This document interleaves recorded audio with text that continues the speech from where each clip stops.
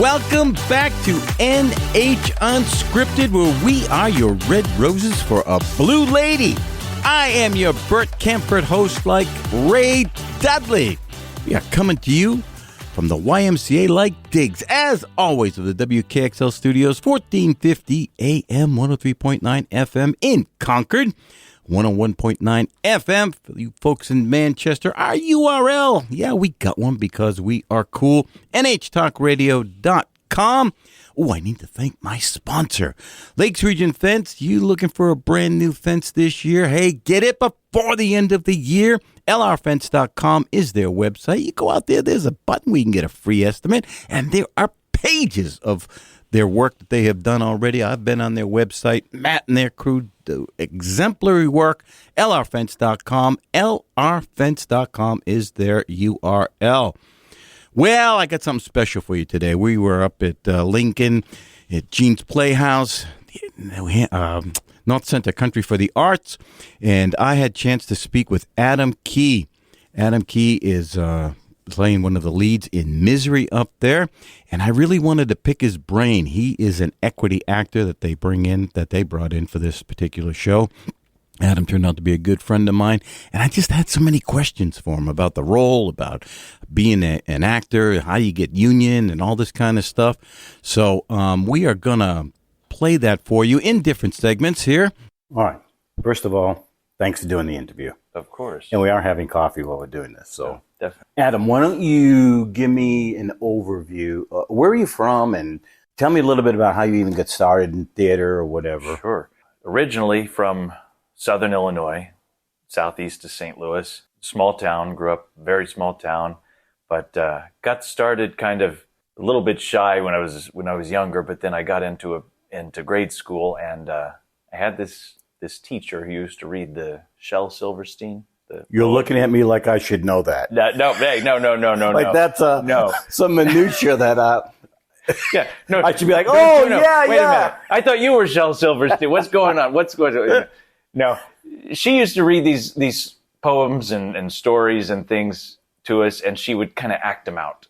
And I just thought that was amazing, and I always wanted to hear her and watch her. And then I did sort of my first play or two in her class when I first got interested in it in her class.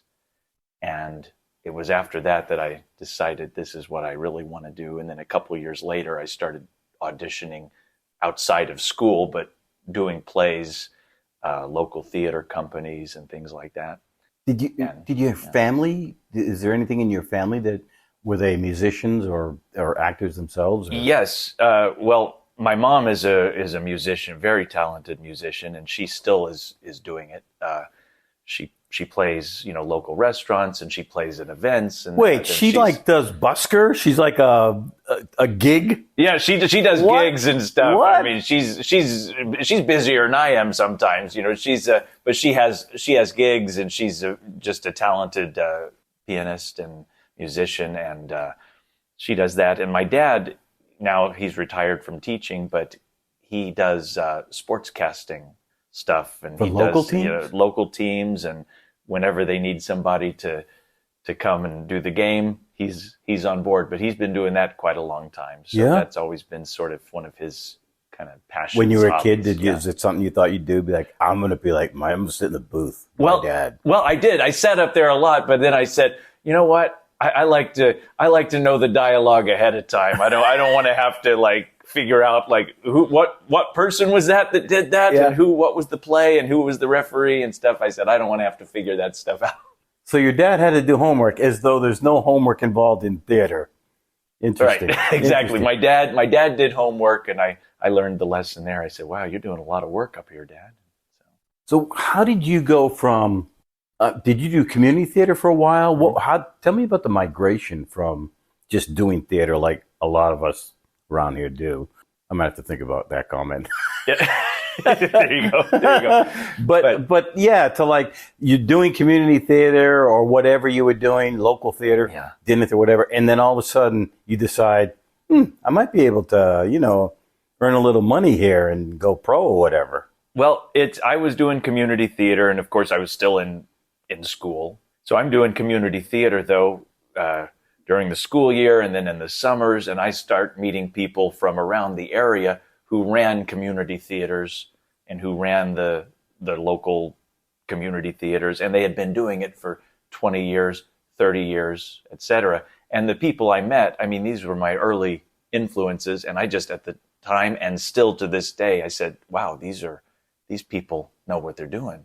These are talented people. And then we always had the audiences come and they said, this is as good as anything you would see in New York or Chicago or anywhere. Was it summer stock or was it just community theater? It was just community theater at the time. And, just doing these shows, doing a few community theater shows in the summer and then doing them during the year, it was the best training I ever got because you really learned how to do all the basics as an actor, as a musician, as a singer. And were there shows, we'll get into Misery here in just a little while, but I really just want to kind of pick your brain about the early years. Mm-hmm. Were there shows that you really loved doing back then? Oh yeah. I did, of course, I'm sure every actor has this story, but I did things like The Wizard of Oz. I did a lot of the musicals, the Rodgers and Hammerstein musicals. And I remember when I went in for The Wizard of Oz, I had my brain and my heart set on the Scarecrow. I was going to play the Scarecrow. I was going to be, Ray Bolger and so forth. And I got cast as Dorothy's uncle, Uncle Henry, because I had never been involved with this theater before, and they didn't know if I could, and I thought I gave a good audition. And then later on they said, you really gave a great audition and you were better than a lot of the people. But they said, we didn't know if you could pull it off because you'd never done it. But then after that first show, then I started auditioning for them, and then they started casting me in a variety of parts. And so, how did you get to New York and be doing theater there? And did you do theater in New York before you were union, or how did that all work out? Well, I went to, after graduating from high school, I went to college and undergrad, and I did my undergrad in theater and music. You did? And still was acting. Okay. So doing, taking the classes and had wonderful teachers, professors. I had several people, Michelle, Doug, Magnuson, and they'll be happy that I mentioned their name. Had some great experiences in undergrad. And then after graduating college, I immediately went to New York and went to grad school and studied for 3 years in grad school and started doing some theater where I could, but it was all non-union stuff because I wasn't equity. So I was just meeting people and doing readings where I could and working for a company, and you'd perform out on the street and stuff and over at the park by the river and everything, and did what I could. Was most of that, I don't mean to cut you off, but was most of that paid or unpaid? Most of it unpaid. Yeah. They'd give you like a travel $25 or something for your travel back and forth, but it was unpaid. When was this? What years was this? This was like 2004, 2007. That was the time where I was in grad school. Got you. And then right after grad school, 2007, I went to the actor's studio. Right after I finished there, I just immediately was auditioning. I was doing a lot of teaching, which I'm still doing. And that was sort of how I made the money. Dude, that was a big jump though, right? Big jump. And definitely. You're leaving Kansas now. Definitely not in Kansas anymore, Dorothy or Toto or whatever the thing was. That's a big leap. Jump. And it was definitely one of those, it's those early times in New York, many times where I said, I think I want to just go home. And then it was, okay. No, I had, of course, supportive parents who said, just keep going. You'll be fine. Wow. And still to this day, we know how it is as actors. Sometimes you're doing fine, and then sometimes you're not getting any work at all, and then you'll get something, and then you won't get something, and it's just back and forth. So, did you have to So, were you going? You say you're going to school at the same time, or were you working?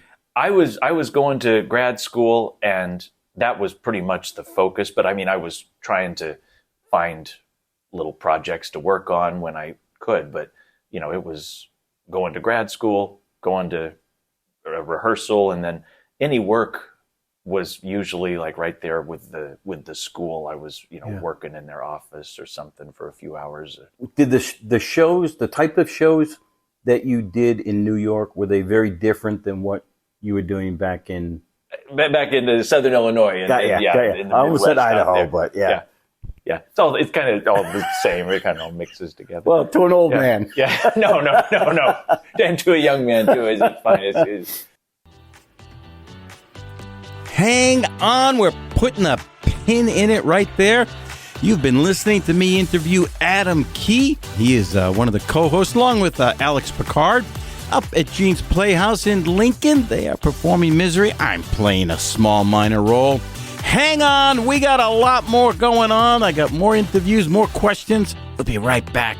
You are listening to NH Unscripted, coming to you 1450 AM, 103.9 FM in Concord, 101.9 FM for the beautiful souls in Manchester. NHTalkRadio.com is our URL.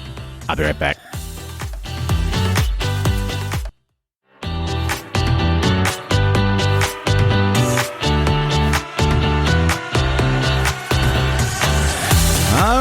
Welcome back. We are putting a little love in your heart. I am your Jackie the Shannon-like host, Ray Dudley. You are listening to NH Unscripted. We are coming to you from the Car 54 light digs of the WKXL studios in Concord.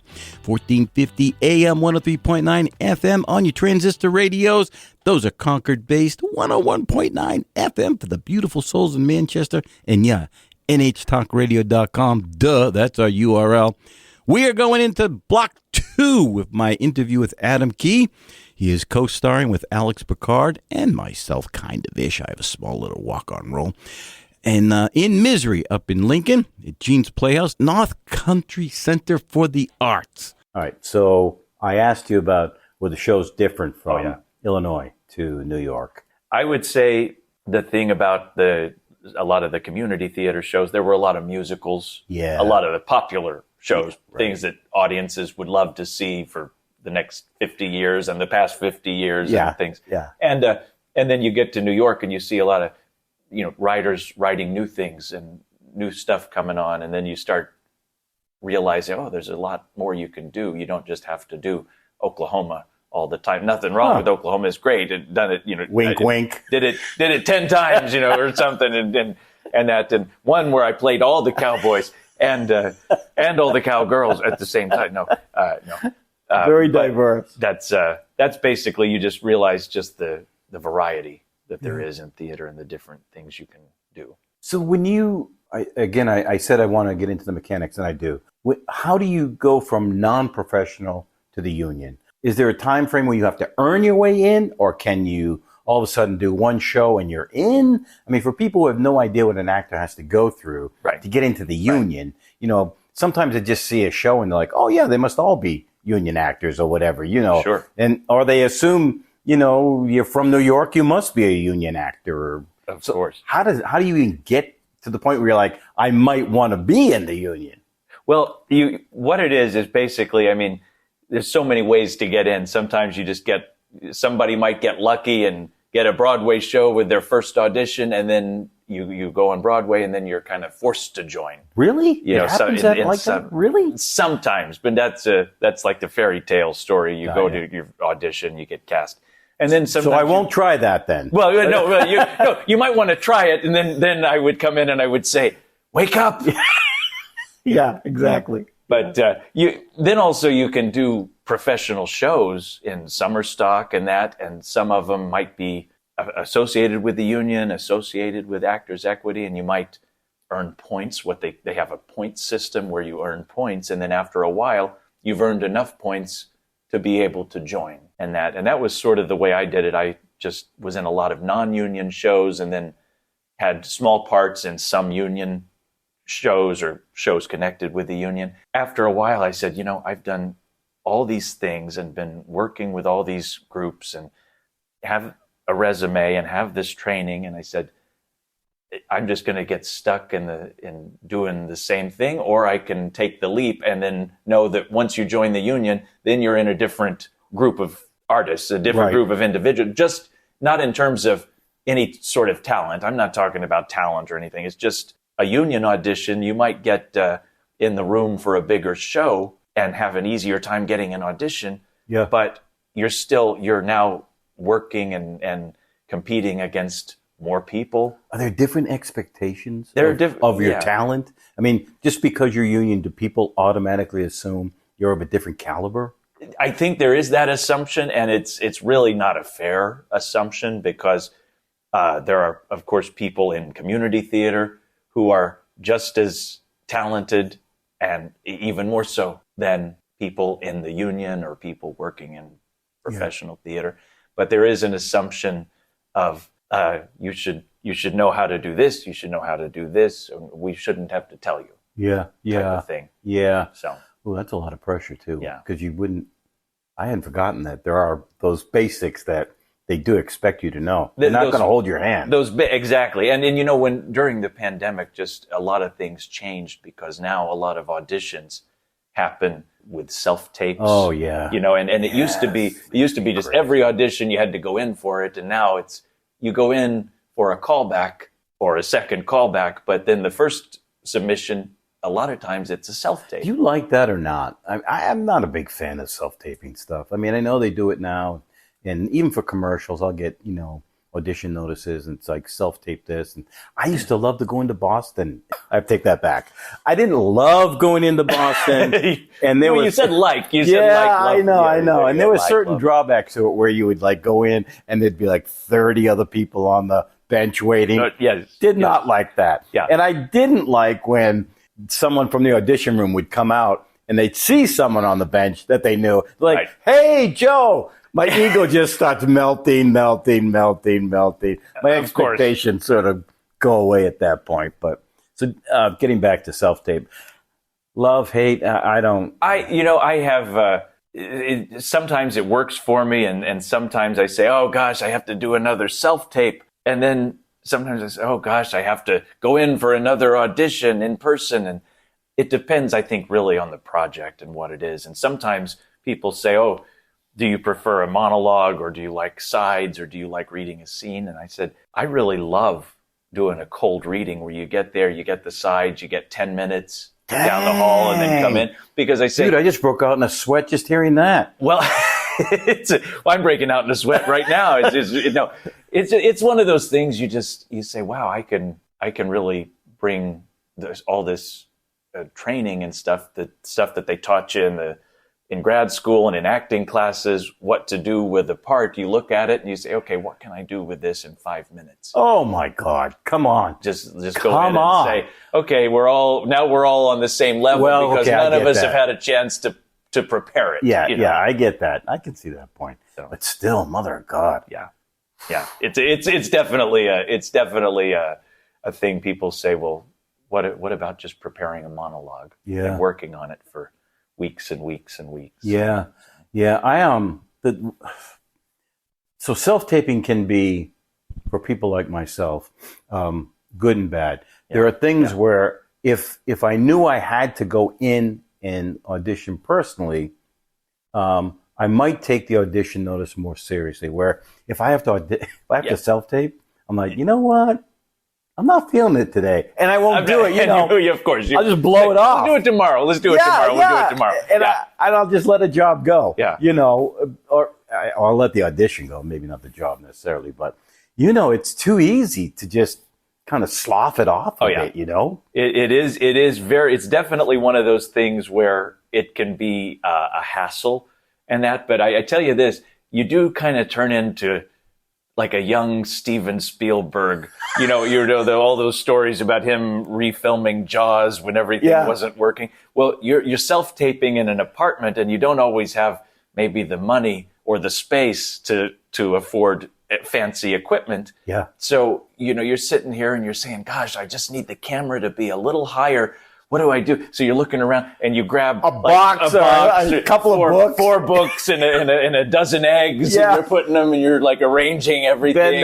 Been there. And then do you have a green screen too? Yeah, green screen, and you sort of realize after a while, you say, there are all these quote unquote expectations, and it has to be like this. But the bottom line is when casting directors and people are seeing you, they if they really want you and they say, oh, I like the look, I like the voice, I like what he's doing, or I like what she's doing, it doesn't matter what you're filming yourself in front of or how fancy your equipment is, they'll bring you in. Right. When I first was self-taping, I bought a green screen with a stand, and I was always making sure there were no wrinkles, no shadows. Wrinkles. Yeah, you do. Nowadays, I'm like, you know what? Yeah, you're doing like the hand steamer against the green screen, and then you realize, what am I doing here? What am I doing? Too much here. I would put it into like Da Vinci Resolve. And like do the zoom in. Yes, of course. You spend more time editing the self-tape than you do doing the self-tape. What an idiot I am. Oh my God, it's crazy. So I did say I want to get into the mechanics with you, and there's so much to talk about. Are you a fan of, how do you learn your lines? Are you a fan of apps? Are you old school? I'm old school, but for a reason. Not because I don't like apps, and I do, but I know a lot of people who use them. Sure. How do you? Oh, hang on, we got about 20 seconds. Go ahead and fire away, and then we'll. Well, I would say the learning the lines. I'm very old school. I read the script, read it again, keep reading it, read it aloud, and then just understand what I'm saying, and then go through, and then just start saying it aloud over and over and over. Just the repetition, figuring stuff out, and that's how I do it. Yeah. Hang on, Sloopy. Man, oh man, we gotta pay some bills, so we are gonna just take a break. You are listening to NH Unscripted. I'm your happy to be out of bed host, Ray Dudley. Always happy to be out of bed. On your transistor radios, you're listening to us at 1450 AM, 103.9 FM in Concord, 101.9 FM for the wonderful, beautiful souls in Manchester, and htalkradio.com is our URL. Yeah, we got two more blocks to go. I'm going to be right back. Hang tight.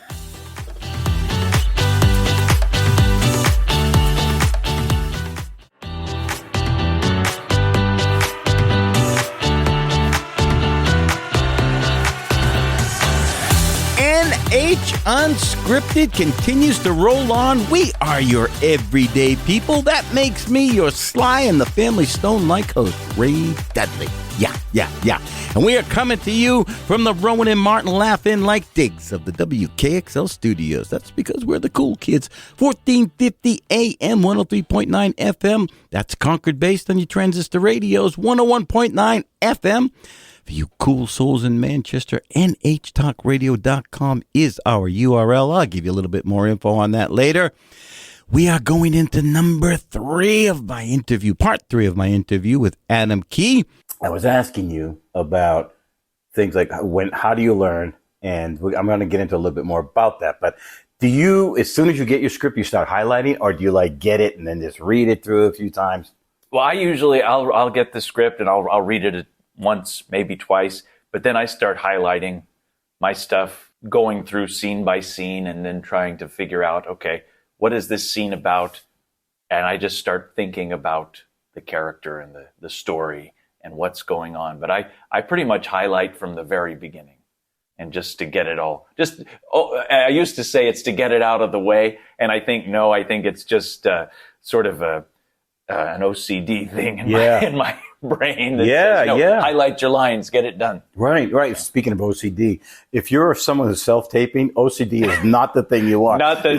Oh my God. You'll never get to taping. Yeah, right, exactly. You will never get to it. Exactly. You'll they have a ruler out measuring how far you are from the camera and the height and the screen screen, all that. Yeah. It's terrible. And, memorizing lines. So I have been very fortunate in my life. I don't know how it happened, but I am able to, as I highlight my lines, I am able to do most of my memorization right at that time. Wow. And it's about 3/4 of it.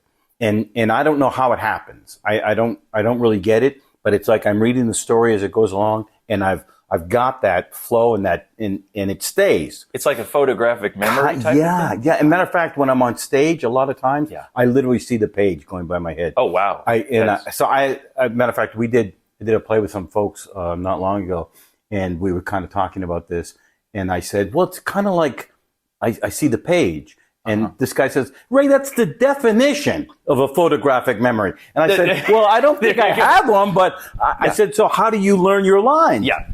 And they said, that's it. We have to learn the lines. You just mentally 2 + 2 = 4. There you and go. I said, so you don't see your line, and then when person coming up and they're like, nope, I don't. I'm like, okay. I will tell you this. I mean, I think that's sort of my thing too. Is I will see the lines and I'll see the words on the page and stuff. And I learned a while ago. I said, wow, that can be sort of a block for an actor too. Because, absolutely. You're seeing the lines and it's in a different. And you're just trying to get them to roll off your tongue and come out of your mouth when you have the motivation and when you get the cue line and so forth, and when somebody says something.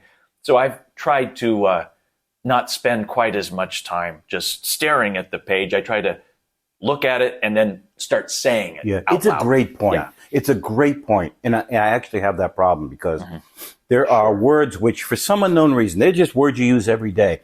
But for some unknown reason, when you're reading it or you're seeing it in your mind, your mind doesn't capture that word. Exactly. Oh, of course. It can be like cat or something. And you're saying your line, well, I went down and I stumbled over what is that word? What is that word? Exactly. Yeah. It's just like cat. What was it? What was the word cat? Yes. Yeah. Is that your mind cat? wants to say mouse, dog, swing. It wants to say everything but cat. Of course.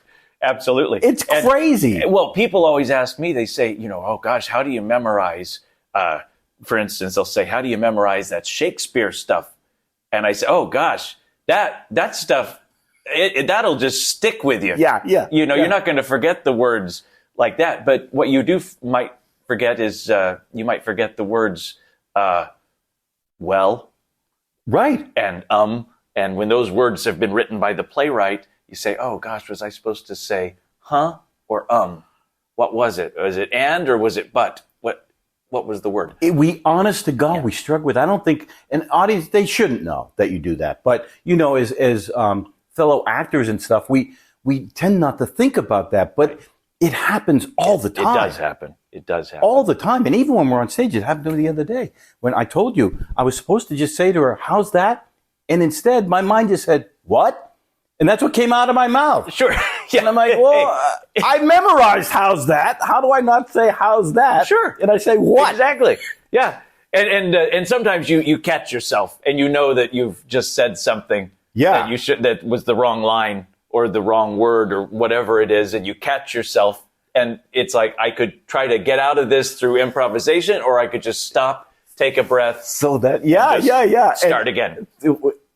This is what I love about theater. Yeah. So the audience doesn't know that when you do something, that you stumble like that a year of your life suddenly passes in like a millisecond. Absolutely. As you're thinking all of those Absolutely. things. I thought, wait, did I just throw her off? Is she waiting for that cue? Sure. What do I back up? Do I now say it? What's going to happen here? And you're going through all that in like a half a second. Absolutely. You go through the audience everything. never sees it if you've done your job right, but it's all in there as you're trying to figure it out. And you're definitely right about, your life passes in front of your eyes and you have... Dude, you break out into sweat, And you have any time, if you were ever like bullied as a child, all the bullies are like the ghosts of the bullies are there with you, and they say, see, I told you weren't worth anything, and stuff. Well, and you're concerned, right? That I just...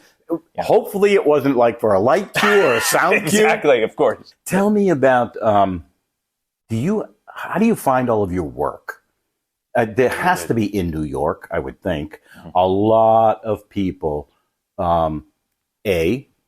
maybe going for the same role, but that happens everywhere pretty much. But what do you use do you have a website that you use how do you audition? They come in your email? You get a text? It's such a variety. I have an agent in New York that I've worked with for several years now. I got connected with her, and through the agency, after a show I did in Connecticut, I did a production of One Flew Over the Cuckoo's Nest, and she came to see it, and then I connected with her after.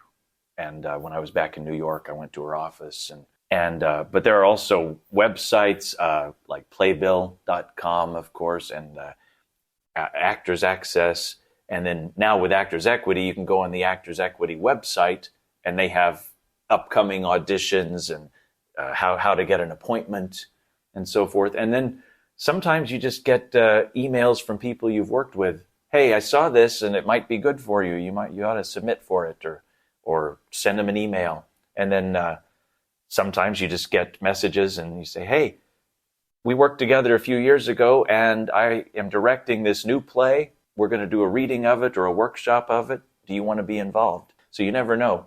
People you've worked with in the past, it's going to come back and they'll send you messages and you might get work that way. Yeah. Just every possible way. Shame on me. We're in the third block already of this, and we haven't even talked about our show. So tell me, how did you find out about Misery, and what made you think, oh, I'll go to New Hampshire and work up there, when I'm guessing you would have other opportunities? I mean, this is obvious. This has been one I've been a fan of, the book and the movie and that, and then I saw the show on Broadway and that when it was there, and I've been a fan of the show and the part for a long time, and always said, if I ever get a chance to do this, which I never thought I would, I said, I'll do it.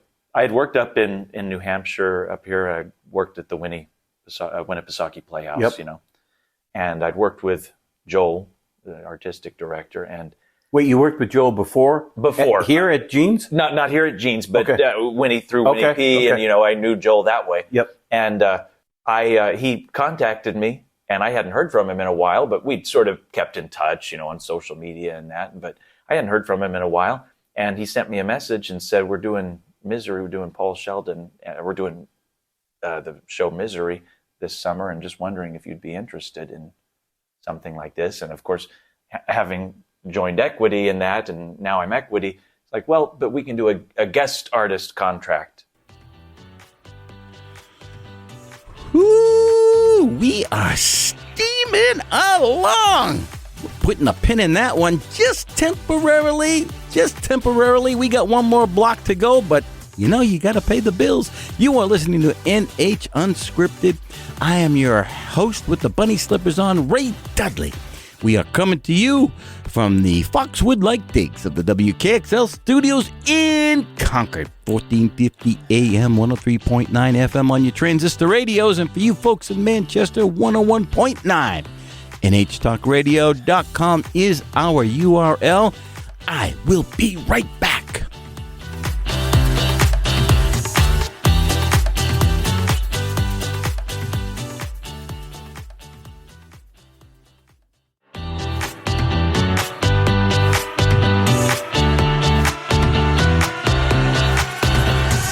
Welcome back to NH Unscripted, where we make your dreams come true. Yeah, that makes me your Daryl Hall and Oates-like host, Ray Dudley, doing what we love to do.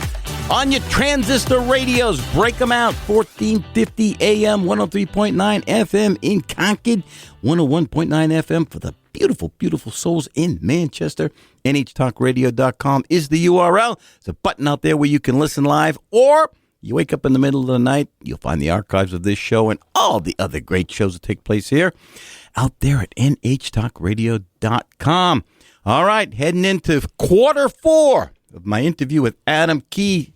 Let's talk about Misery, because this is now we're into the D block here.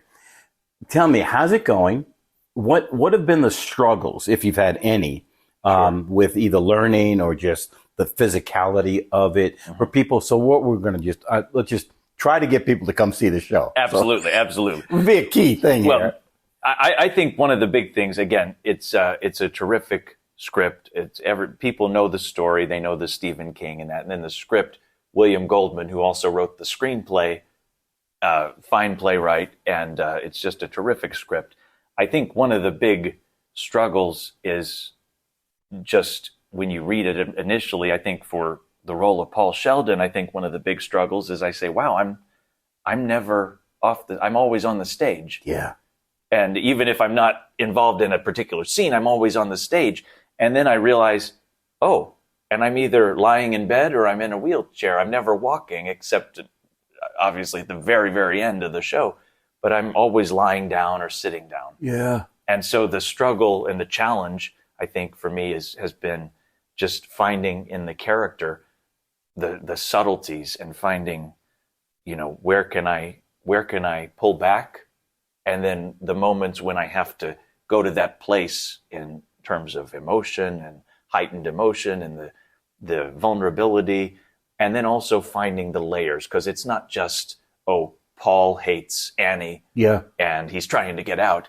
There are moments where he is grateful to her, and moments where he's obsessed with her, moments when he gets obsessed with his work, and then he's trying to escape, and then he realizes, wait a minute, I'm trapped.